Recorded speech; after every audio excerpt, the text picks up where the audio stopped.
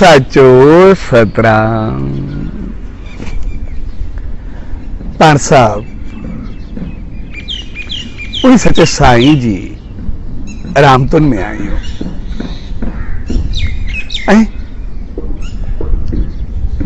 उनजी रामतुन में अचण जो मक़सद हूंदो आहे तो उन्हनि जी रामतुन खे आसीसाउनि खे चङे नमूने पंहिंजे जीवन में अपनायूं, पंहिंजी जिंदगी में भरियूं, जीअं असांजो जीवन या जिंदगी ऊंचाइनि खे छही सघे। छाकाणि असां सभु इंसान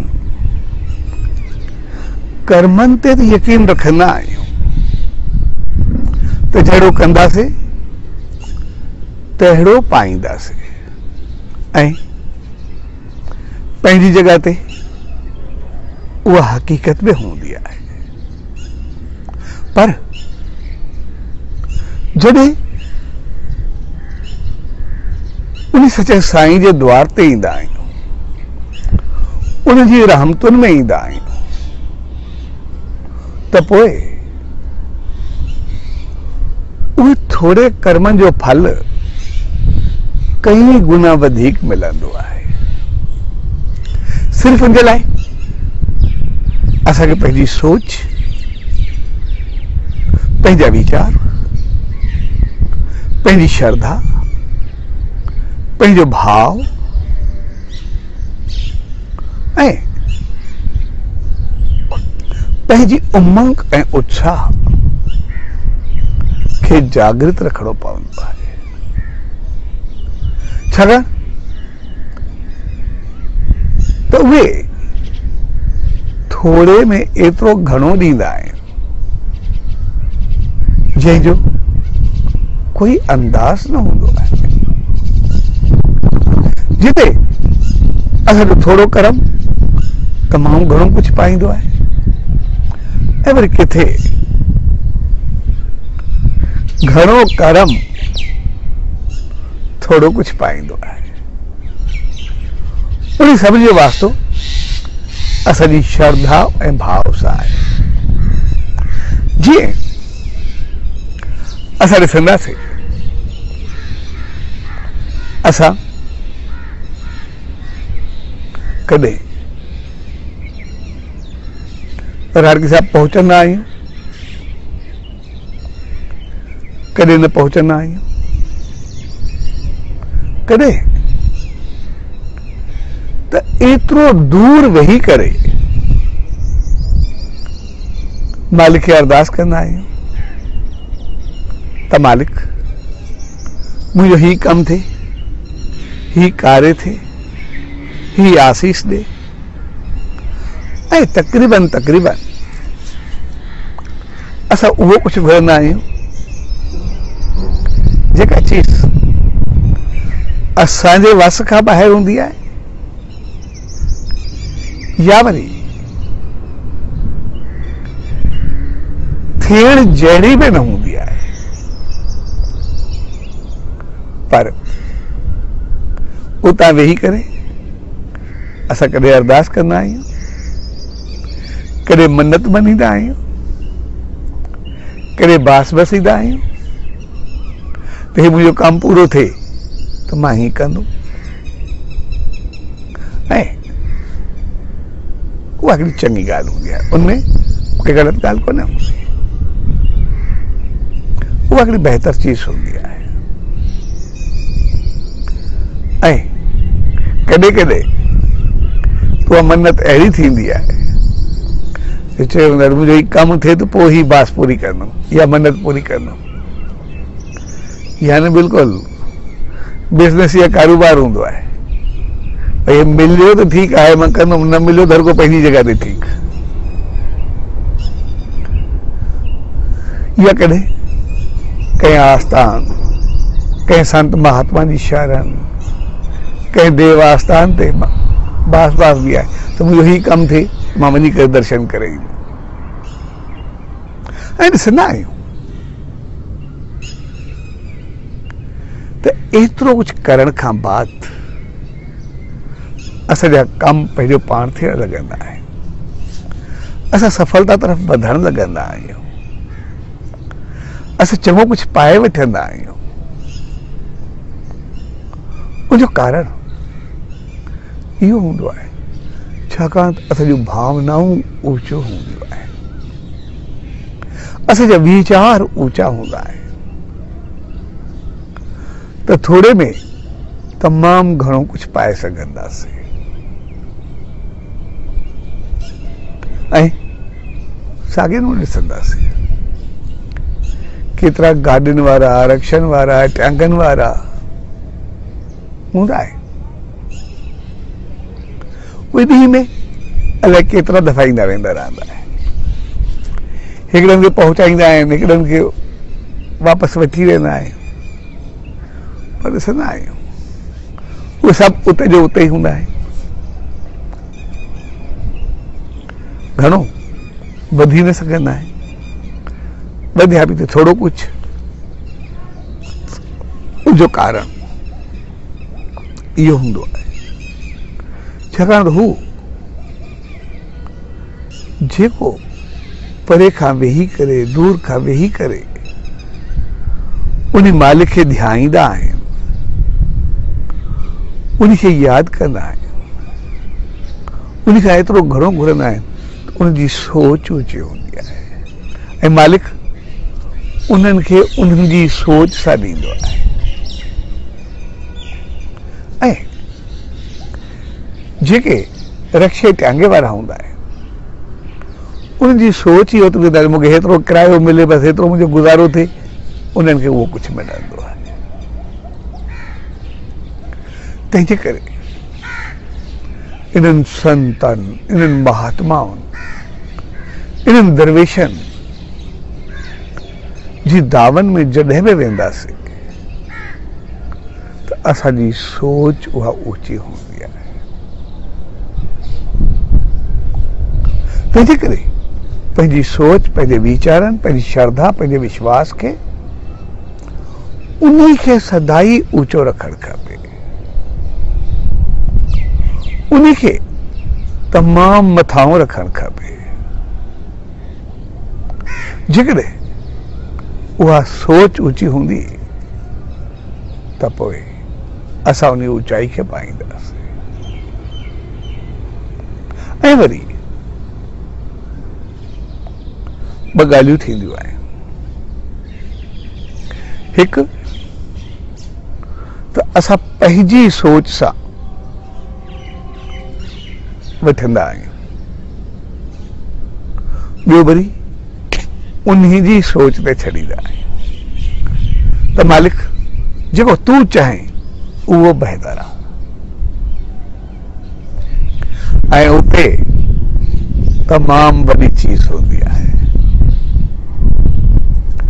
उते तमामु घणो कुझु हूंदो आहे, उते पाइण जो अंदाज़ वरी कुझु ॿियो हूंदो आहे। छाकाणि असां इंसाननि जी सोच केतिरी बि हुजे, उहा तमामु महदूद या लिमिटेड हूंदी आहे। असां केतिरो बि घुरंदासीं, छा घुरंदासीं? ॿार घुरंदासीं, घर घुरंदासीं, कारोबार घुरंदासीं, गाॾी घुरंदासीं, सुख समृद्धि घुरंदासीं, के घुरंदासीं। मालिक दुकान हुजे, दुकान खां बाद कोई माल हुजे, कोई फैक्ट्री हुजे, ऐं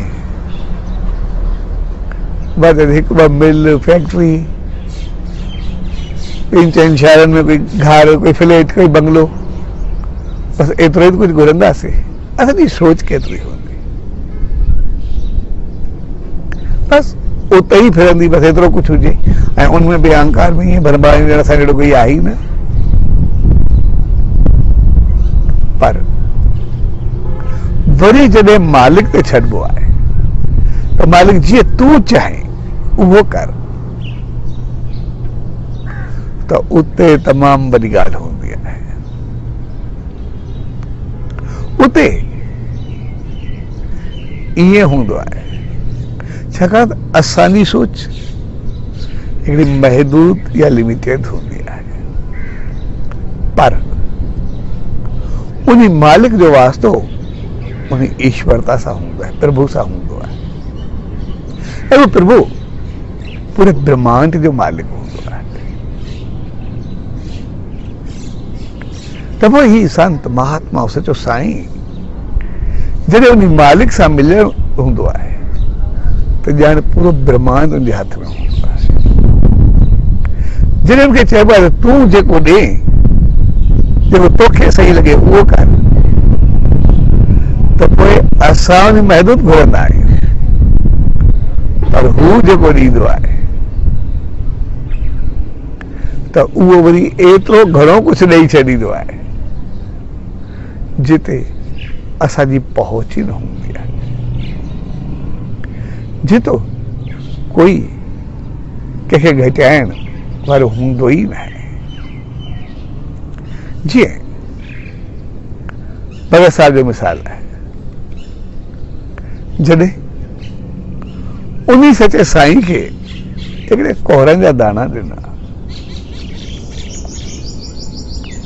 त साईं जन मूंखे चयो त पैसा वठ, चयोसि कोहर बि तव्हांजा, कवर बि तव्हांजो। चए चङो, जेको घुर्जे उहो वठ, चयो बसि तव्हांजी रहमत ऐं आसीस हुजे, तव्हांजी रहमत ऐं आसीस खां सवाइ ॿियो कुझु बि कोन्हे। त जॾहिं हिकिड़े ॿार उन सचे साईं ते छॾियो जेको तव्हांखे वणे उहो कयो, त पोइ छा थियो?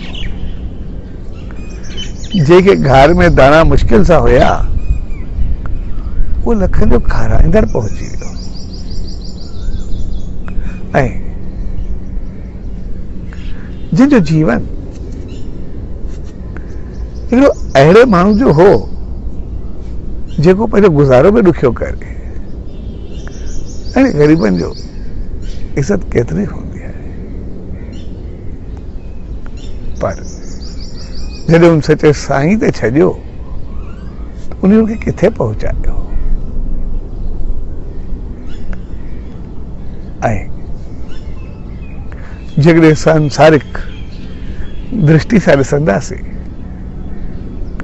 त पोइ भगत साहिब जॾहिं साईं जन जी दामन में आयो त पोइ उनखे दाना बि मुश्किल सां हुया, पर उनखे पंहिंजे जीवन में मालिक एतिरी रहमत बख़्शी, एतिरी इज़त बख़्शी जो हर जगह ते उनजी इज़त, मान, शान उहा त ऊंची रही ऐं आहे, पर उनखां वधि उनखे पंहिंजे जीवन में हिकिड़ो ॾाढो सुठो दुकान बि हो, फ्लोर मिल बि हुई, घर बि हो, घी जो कारोबार बि हो, फ्रूट जो कारोबार बि हो। तो एक सुखी संपन्न घर हो।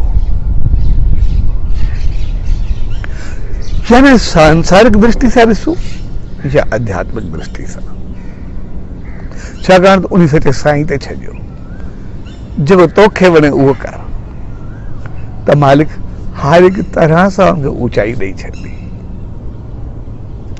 पर हिते सम्झ जी ॻाल्हि उहा आहे त जॾहिं मालिक जी रहमत मिले असां उनखे कॾहिं भुलिजूं न, उनजी रहमत खे हमेशा यादि रखूं। ये भगत साहब जी हिकिड़ी खूबी हुई, तू हर चीज में हमेशा मालिक खे यादि कंदो, कॾहिं कोई उनजी तारीफ़ में कंदो त हू पंहिंजी तारीफ़ करे कोन वठंदो, हू चवंदो जरवारनि जो उहो घर ॿुधायो जंहिंमें मुंहिंजे पीउ मलाया मिटी न धोई हुजे, गॾा ते मिटी खणी करे उते उछलाईंदो, उते पहुचाईंदो। असांजी हालत छा आहे? जेको कुछ आहे उन सचे साईं जी रहमत आहे, उनजी आसीस आहे। यानी उन हर चीज के सचे साईं जो प्रसाद करे वरतो आहे। जेको प्रसाद करे वरतो त पोइ प्रसाद जो कॾहिं बि निरादर थियण न ॾिनो। हमेशा प्रसाद जो एतिरो आदर कयो, इज्जत कई, जो उनखे जेको बि सचे साईं जो मिलियल हूंदो, इज्जत, मान, शान, आवास, उथी वेठी, नेम, ध्यान, सिमरन, जाप, चङाई, हर खे खुशियूं ॾियण, संसार में वाधारो, घर परिवार, सभिनी में सचे साईं जी रहमत ॾिसंदो। कॾहिं बि हुन थोरी बि हुनजो मिसयूज़ थियण न ॾिनो। ग़लत इस्तेमालु हुन पंहिंजे जीवन में कंहिंजो बि न कयो। उनखे प्रसाद वठी करे समाए करे रखियो, ऐं जंहिं सचे साईं जी रहमत खे प्रसाद वठी करे पाण बणाए रखियो त पोइ उहा उनखे रहमत सदाई मिलंदी आहे, हू ऊचाई ठहंदो रहे। ऐं आमतौर असां सभिनी खे बि सचे साईं जी रहमत मिलंदी आहे, आशीर्वाद मिलंदी आहे, प्रसाद मिलंदो आहे। दूर वेही करे सिर्फ़ चवंदा आहियूं हे कमु थिए त पोइ ॾिसंदा आहियूं त उतां वेही करे कमु थींदो आहे, आसीस मिलंदी आहे। पर असल चीज़ इहा आहे त जेको मिलियो उनखे असां प्रसाद वांगुरु संभाले करे रखियोसीं, उनजो सही इस्तेमालु कयोसीं,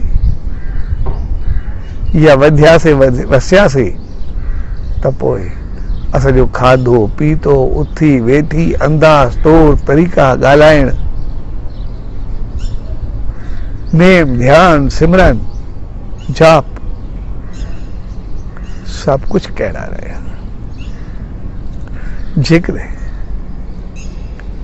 असां उन्ही में थोरी ग़लती कईसीं त पोइ उहो प्रसाद जो आदर न हूंदो। जॾहिं प्रसाद जो आदर न हूंदो त पोइ उहो वरी कुझु उल्टो थियण लॻंदो। तंहिंजे करे सचे साईं जी रहमत खे पायूं ज़रूर, पर असल चीज़ आहे उनखे संभाले रखणु, उनखे वठी रखणु। ऐं पोइ जेकॾहिं उनखे बणाए करे रखंदा आहियूं त पोइ जीवन ऊचाइनि खे छुहंदो आहे। तंहिंजे करे हर हिकु इंसान, हर हिकु जीव पंहिंजे कर्मनि जो फल पाईंदो आहे, पर सचे साईं जी रहमत हिकिड़े थोरे कर्म खे एतिरो त घणो कुझु करे ॾींदी आहे। ऐं असां ओतिरो चाहींदा आहियूं त असांखे एतिरो कुझु मिले, ऐं मिलंदो बि आहे, पर समय जी ॻाल्हि आहे त उनखे असां संभाले केतिरो रखूं था, उनखे बनाए केतिरो रखूं था। तंहिंजे करे उन सचे साईं जी रहमत सां जेतिरो वधूं वसूं, अॻिते अचूं त पोइ उनखे ओतिरो बहितर अंदाज़ सां संभालियो, यानी ओतिरो असांजा पेर बहितरी तरफ़ मज़बूत रहे। ऐं जॾहिं उनजो प्रसाद जो आदर कंदे हर चीज़ में उनजो चङे नमूने इस्तेमालु कंदासीं, जीवन खे बहितर नमूने हलाईंदासीं त पोइ सदाई वधंदा वेंदासीं, वसंदा वेंदासीं, ऐं एतिरो त वधंदासीं जो संसार में सुख, समृद्धि, खुशी, खुशहाली, शान, मान, चङाई, बहितरी, मालिक जो नाम, ध्यान, सिमरन, कंहिंसां चङो हलणु, बहितर व्यवहार करणु, हर चीज़ में ऊचाई खे छुहंदासीं। ऐं ऊचाई खे छुहंदे छुहंदे ओतिरे ऊचाई ते पहुचंदासीं जो अॻिते स्वर्ग ऐं मालिक जी रहमत जा द्वार खुली वेंदा ऐं लोक ऐं परलोक ॿई संवरजी वेंदा। तंहिंजे करे उन रहमत खे संभाले रखो ऐं उनजे लाइ हर रोज़ कुझु वक़्तु वेही उन सचे साईं जो नेम, ध्यान, सिमरन कयूं, उते वेही करे उनको आसीस पायूं। त जीअं रोज़ नेम, ध्यान, आसीस पाईंदासीं त पोइ उनजी रहमत असांखे हर रोज़ मिलंदी रहंदी ऐं असां बहितर रस्ते ते हलंदे पंहिंजे जीवन खे भागवान बणाईंदासीं ऐं हमेशा भाग्यशाली रहंदासीं। सचो सतराम, सचो सतराम, सचो सतराम।